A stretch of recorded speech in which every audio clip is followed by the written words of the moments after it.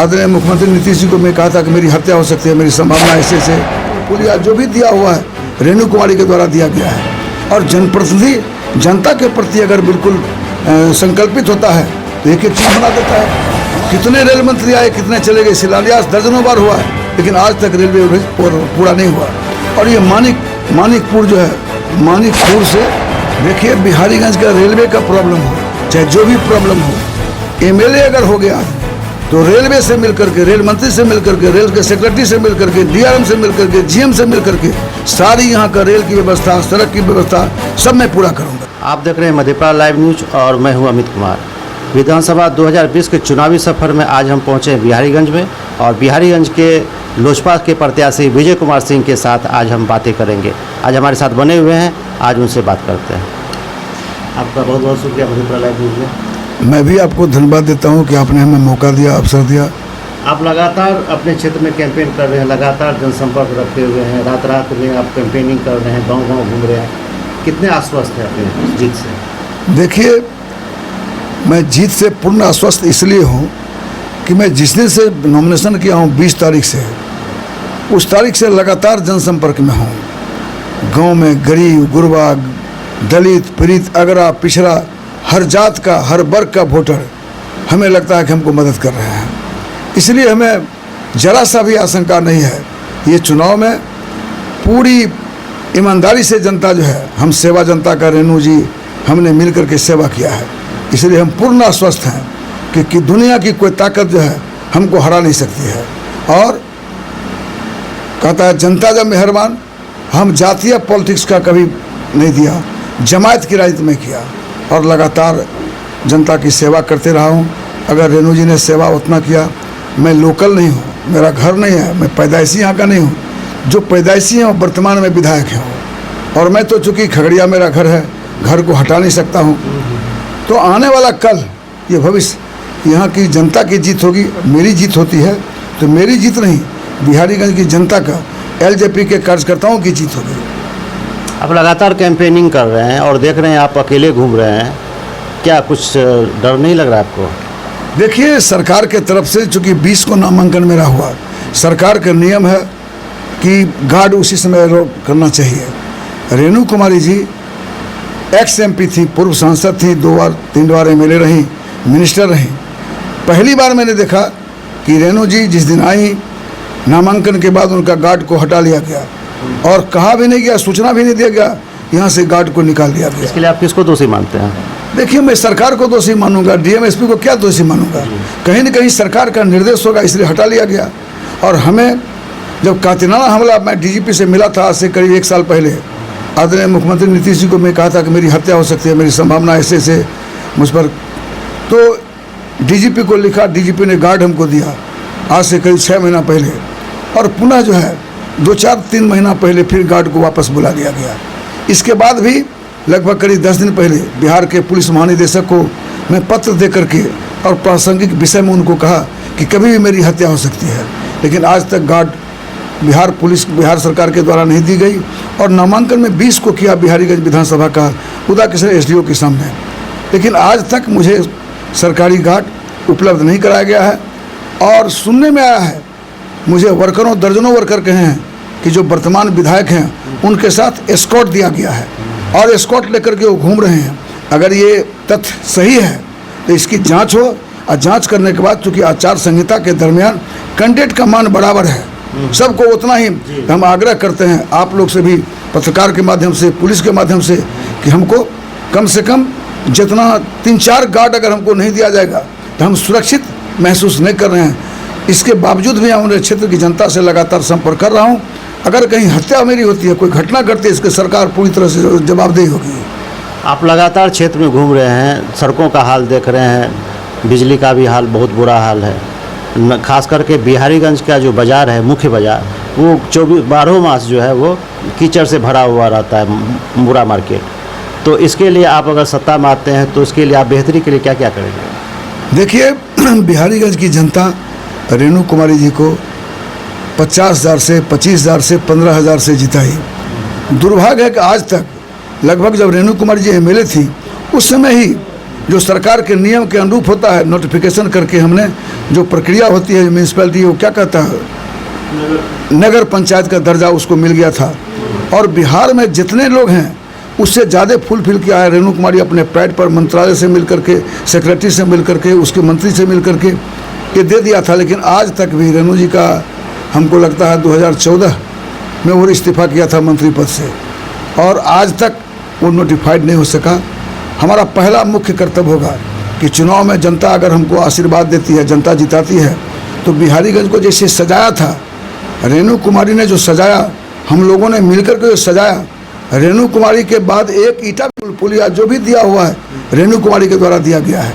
और जनप्रतिनिधि जनता के प्रति अगर बिल्कुल संकल्पित होता है तो एक एक चीज़ बना देता है। हमारा इलाका में मैं बिहारीगंज में पोखर बनवाया, आज तक कभी पोखर नहीं था। ये समझिए स्कूल हो, पुल हो, पुलिया हो, सड़क हो, रोड हो, ये बाईपास बिहारीगंज में 3 किलोमीटर 3.5 किलो। अमृत प्रत्यय PWD के सेक्रेटरी थे, मैम जब MP थी तो कटिहार का कलेक्टर हुआ करता था, उसमें खगड़िया की सांसद हुआ करती थी। अमृत प्रत्यय अच्छे अधिकारी हैं, उनसे मिल करके ये रोड वो रोड्स, और समझिए जदिया वगैरह जो है, जदिया से लेकर के वो बिहारीगंज होते हुए जो रोड सब है, ये सब रेणु सरकार की देन है। लेकिन रेणु कुमारी सक्रिय इसलिए देन है।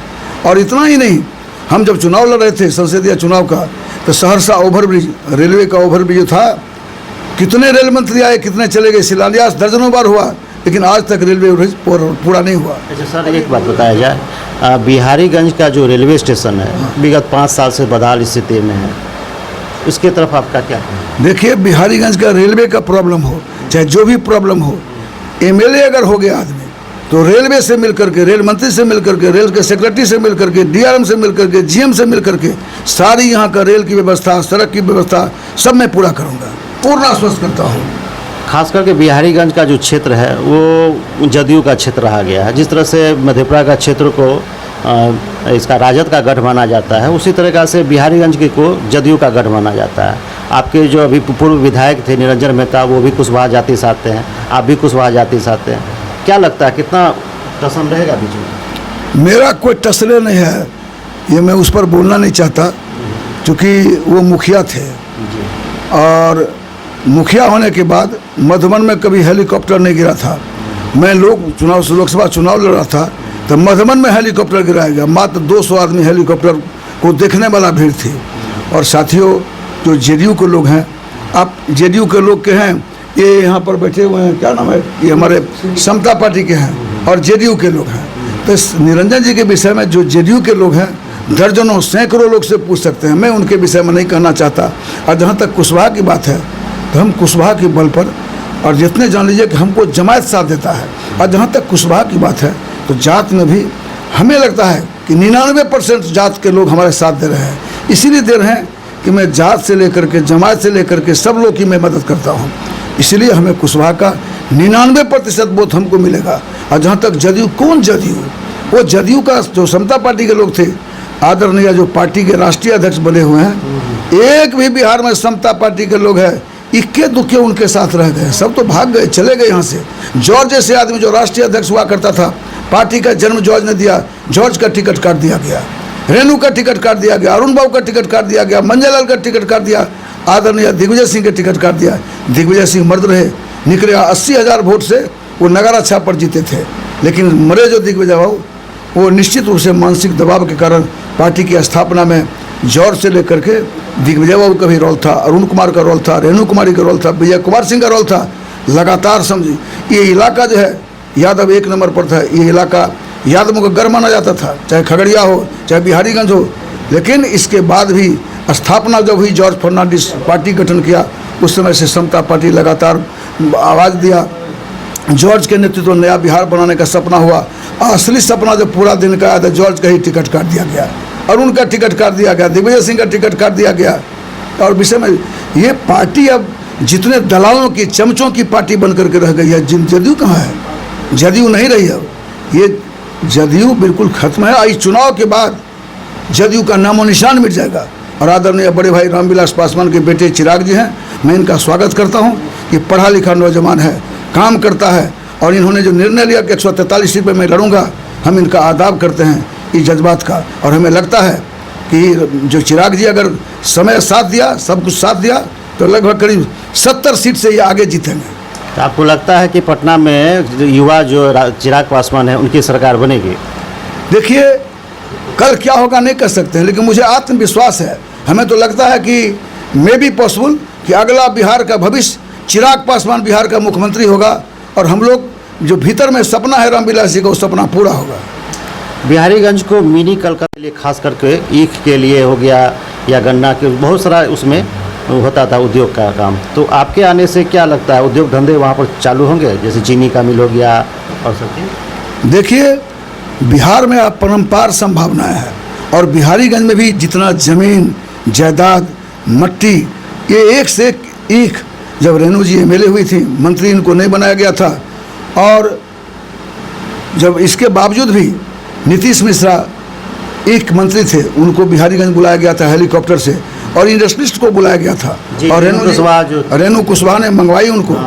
एक ऑफिस खुल गया था, उसका रेल का जो ईख का चीनी मिल का प्रोजेक्ट रिपोर्ट बन गया था। रेणु जी ने काफ़ी काम किया उसमें, और बैंक का अकाउंट खुल गया, कार्यालय चल गया। लेकिन कुछ लोगों के कारण स्वार्थ बस धमकाया गया, और इसलिए वहाँ से वापस हो गया। लेकिन हम आज भी हमको कहते हैं कि चीनी मिल लगेगी, रेलवे का काम होगा, और जितना बचा हुआ काम है हम लोगों के साथ, नया जब बिहार बनेगा, नया सरकार बनेगी, ये बिहारीगंज को स्वर्ग में बनाऊंगा, यही मेरा सपना है। बिहारीगंज की जनता के लिए कोई संदेश? बिहारीगंज की जनता के लिए यही संदेश है कि आपने रेणु जी को 15,000 से जिताया, 25,000 से जिताया। उस समय मुरलीगंज नहीं था। 50,000 से जब जिताया तो मुरलीगंज नहीं था, और जब मुरलीगंज कट के मेरे में आ गया तो 50,000 में 3 वोट कम था, और इन्होंने बड़े बड़े दिग्गजों को हराया। तो बिहारीगंज की जनता के लिए यही मैं संदेश देता हूँ कि रेणु जी ने इतना काम किया। अगर रेणु जी ने काम किया, और बाद में ये वर्तमान विधायक जो जदयू के हैं वो काम किए, अगर रेणु जी का काम अच्छा है, रेणु जी का सब कुछ अच्छा है, तो हमको अजय बहुमत से जिताइए।